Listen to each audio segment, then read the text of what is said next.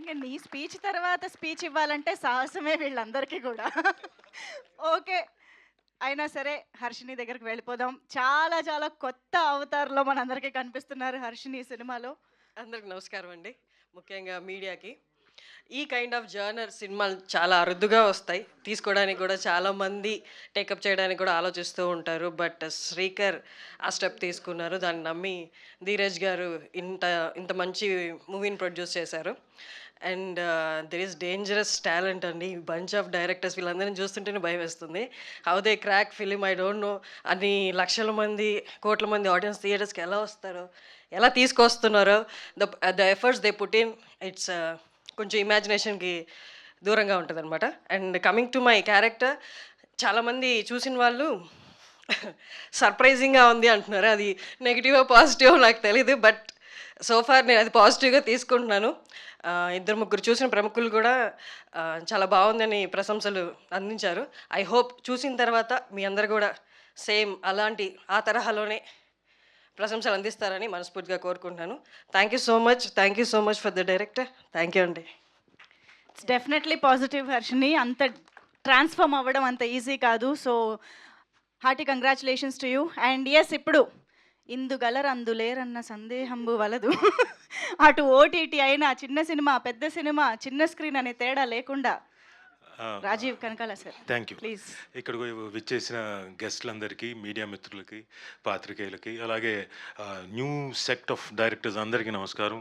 Sir, ఇక్కడ మీ అందరికీ నమస్కారం. రావడానికి అండ్ ఎంకరేజ్ చేస్తున్న మీ అందరికీ థ్యాంక్స్ అండి. దిల్ రాజు గారికి ప్రత్యేకంగా ధన్యవాదాలు. ధీరజ్ మొగిలినేని గారు ఈ సినిమాలో నాకు ఒక డిఫరెంట్ క్యారెక్టర్ చేయడానికి ఆయన కారకుడు అయ్యాడు. ముందు డైరెక్టర్ గారు ఒక కైండ్ ఆఫ్ చెప్పచ్చా చెప్పచ్చా పర్లేదు, ఓకే సర్లేండి. అది ప్రీ రిలీజ్ దాంట్లో చెప్తాను. అది మళ్ళీ ధీరజ్ గారు ఉండి, కాదు రాజీవ్ గారిని ఇలా అయితే బాగుంటుందని ఆయన అన్నారంట. సో నన్ను ఇంకొక డిఫరెంట్ కోణంలో ఒక మంచి స్లాంగ్ తోటి, ఈస్ట్ గోదావరి స్లాంగ్ తోటి, ఈ మధ్య నేను చేస్తున్న డిఫరెంట్ క్యారెక్టర్స్, డిఫరెంట్ స్లాంగ్స్ తోటి చేస్తున్నాను. సో దానికి కారణమైన ధీరజ్ గారికి, ప్రొడ్యూసర్ గారికి, అలాగే మా గిరిబాబు గారు, సార్ నమస్కారం, welcome to the industry.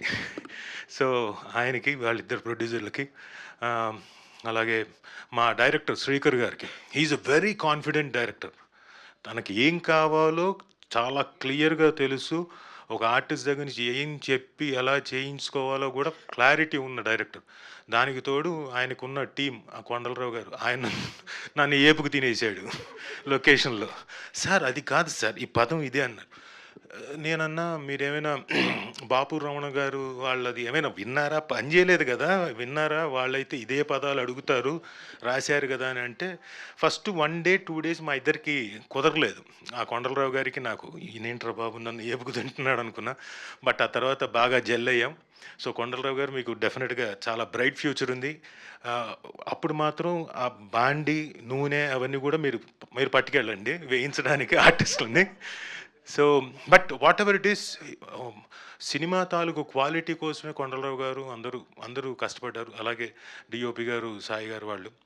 And ఇందులో ఉన్న టాలెంటెడ్ హర్షవర్ధన్ గారు అండ్ వాసుకి గారు అండ్ హర్షిని గారు, ఆవిడ డెఫినెట్లీ సర్ప్రైజ్. ఆవిడ అంతకుముందు అంతా బోల్డ్ అన్ని యాంకరింగ్, బుల్లెట్లాగా క్వశ్చన్స్ వేసి అన్నీ చూసాము. బట్ ఇందులో చాలా బాగా చేశారు performance. And I was astonished. ఈ పదం వాడుతున్నాను, గుర్తుంచుకోండి, astonished. So you'll have a bright career and in cinema ఇండస్ట్రీలో. Welcome to the cinema industry. And ఇక మా హీరో అయిన రోహన్ గారి గురించి చెప్పాలి. నేను కూడా నా చిన్నప్పటి నుంచి ఎన్ని ప్రోగ్రాంలు అయినా, ఎన్ని ఫంక్షన్లు అయినా ఇంత బాగా మాట్లాడలేదు. రానాయన ఎన్ని రోజులు ప్రాక్టీస్ చేసావు సార్? ప్రాక్టీస్ ఏం లేదు సార్, మనసులో ఉన్నది బయటకు వచ్చేసింది. అంతే అంతే సార్. Very good. ఈయన కొన్ని చెప్పాడు కదా, నువ్వు ముందు నువ్వు వెళ్ళిపోగల. ఈయన చెప్పాడు కొన్ని. మా డైరెక్టర్ గారు నన్ను తీసుకెళ్ళి నీళ్ళలో నించోబెట్టాడు, పొద్దున్న నుంచి మధ్యాహ్నం వరకు నన్ను ఎండలో నించోబెట్టాడు, నల్లగా అయ్యేంత వరకు నాకు అన్ని కష్టాలు ఉన్నాను. కానీ ఈయనకు మాత్రం లోపల ఒక ఆనందం ఉండేది. నాకు ఒక ఖుషిని ఇచ్చారు ఆయన.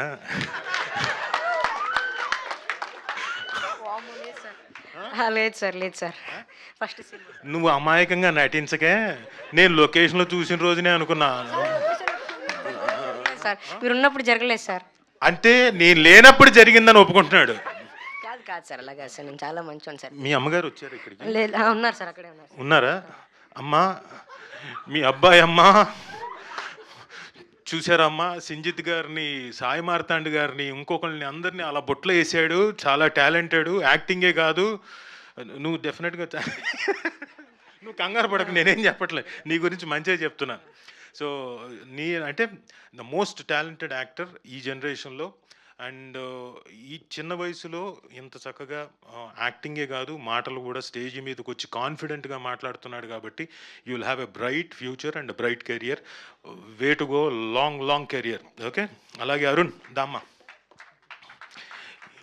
ఇతను కూడా చాలా బాగా మాట్లాడాడు. చాలా అమాయకంగా వచ్చి సినిమాకి సంబంధించిన చిన్న డీటెయిల్స్ అన్నీ తన మాటల్లో చక్కగా చెప్తూ వచ్చాడు. నీకేంటి ఇష్టం అంటే మామిడి పండ్లు ఇష్టం అన్నాడు. మామిడి తోట ఉంది కాబట్టి అందులో. సో అలా ఇతను కూడా చాలా బాగా చేశాడు. Very good.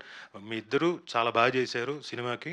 అండ్ మీకు చాలా మంచి పేరు వస్తుంది సమ్మర్ హాలిడేస్ ద్వారా. ఈ సమ్మర్ హాలిడేస్కి అది అఫ్కోర్స్ అయిపోతుంది కానీ డెఫినెట్గా మీకు చాలా మంచి పేరు వస్తుంది. Congrats Khushi, all the best, congrats. Will meet again, will work again. Okay, ఇందులో ఖుషికి నాకు సీన్ ఉంది, అది ఏంటి అన్నది తర్వాత సినిమా చూసినప్పుడు తెలుస్తుంది మీ అందరికీ ఆ సస్పెన్స్ ఏంటి అని. So thank you one and all. And నేను ఈ సినిమాకి మళ్ళీ ఇంకొక ప్రత్యేకంగా ఒక వ్యక్తికి థ్యాంక్స్ చెప్పుకోవాలి. సింజిత్ గారు ఏంటంటే ఇక్కడ ఉన్న వాళ్ళందరినీ ఎవరైనా మర్చిపోతే క్షమించండి అన్నాడు. అరే రాజీవ్ కనకాల అని మాట్లాడలేదు. ఈయన నేను కలిసి ఇప్పుడు నేను చేస్తున్న సినిమాలు అన్నీ ఈయన మ్యూజిక్ చేస్తున్నాడు. రాజీవ్ గారు మీ సినిమాలు నేను చేస్తున్నాను మాత్రం అనలేదు. నేను మాత్రం సింజిత్ గారు అసలు అద్భుతం, మోత మోగిస్తాడు అంటే మోత మోగించడం అంటే అద్భుతమైన మ్యూజిక్ చేస్తాడు అని చెప్పేసి మేమని ఫీల్ అవుతుంటే అసలు పేమెంట్ పడలేదు కదా సార్ మీ దగ్గర నుంచి? నా దగ్గర నుంచి పడలేదనా? ఇదిగో మన ఇద్దరం ఒక అండర్స్టాండింగ్లో ఉన్నాం. అదే సార్ అడ్వాన్స్ ఏమైనా వస్తే ఓకే డన్, అలాగే సరే ఓకే డన్ ఖచ్చితంగా. బట్ లక్కీలీ నేను సింజిత్ తోటి ఇప్పుడు నేను చేస్తున్న సినిమాలు అన్నీ సింజిత్ చేస్తున్నాడు. I'm very happy for that and very delighted also. Thank you Sinjith. And of course you're a very talented musician and will meet again. Payment ఇచ్చిన తర్వాత మాట్లాడదాం. సో అండ్ ఇందులో మిగతా నేను ఎవరైనా టెక్నీషియన్ మర్చిపోతే క్షమించండి. మాత్రం ఒక వ్యక్తికి నేను థ్యాంక్స్ చెప్పుకోవాలి. చౌదరి గారు, జీకే గోపి గారు ఎక్కడున్నారు ఆయన? ఊరికే చెయ్యన్న ఎత్తండి సార్. ఎక్కడున్నారు ఆయన? Sir thank you. అంటే అనుకున్న టైంలో ఫినిష్ చేయగలిగిన సత్తా ఉన్న అద్భుతమైన కో డైరెక్టర్ గారు అండ్ త్వరలోనే డైరెక్టర్ కూడా అవుతాడు ఆయన. Wonderful person. So thank you Gopi గారు. మా డేట్లన్నీ కూడా చాలా చక్కగా మేనేజ్ చేసి చక్కగా సజావుగా షూటింగ్ జరిగేలా చూసినందుకు thank you very much and thank you one and all. Thank you sir. Thank you so much sir. Manjusha గారికి కూడా థ్యాంక్ యూ. అమ్మో లేకపోతే చాలా ప్రాబ్లం అవుతుంది. మీ సమ్మర్ హాలిడేస్ మీరు చేసిన అల్లరి. సమ్మర్ హాలిడేస్ అంటే నాకు బాగా గుర్తుకొచ్చేది మాకు సమ్మర్ కోచింగ్ క్యాంప్ మా ఇన్స్టిట్యూట్ ఉంది కాబట్టి మొత్తం అంతా దాదాపుగా ఒక 30-40 మంది 50 మంది పిల్లలతో పాటు ఆడుకోవడం. ఆ పిల్లల్ని ఏడిపించేవాడిని. కొంతమంది చిన్నపిల్లలు, నేను గ్యాంగ్స్టరు, నా పక్క నేను ఒక 4-5 వేసుకునేవాడిని. నేను చెప్పింది వినాలని వాళ్ళని ఏడిపించేవాడిని. సో చాలా ఏళ్ళు అలా గడిచింది. సో అది మా చక్కటి జ్ఞాపకాలు. సమ్మర్ హాలిడేస్ మా పక్కన మేము ఉండే ప్రాంగణానికి పక్కలో ఒక పెద్ద చింత చెట్టు, దాని మీదకి ఎక్కేవాళ్ళం కోతుల్లాగా. దాని మీదకి ఎక్కి ఆట ఆడుకునేవాళ్ళం. ఒకటా రెండా చెప్పాలే కానీ బోల్డ్ అల్లర్లు. మహానుభావుడిని. Thank you sir. Thank you very much Rajiv sir. Sir I think before you leave ఒక్కసారి గ్రూప్ ఫోటో మళ్ళీ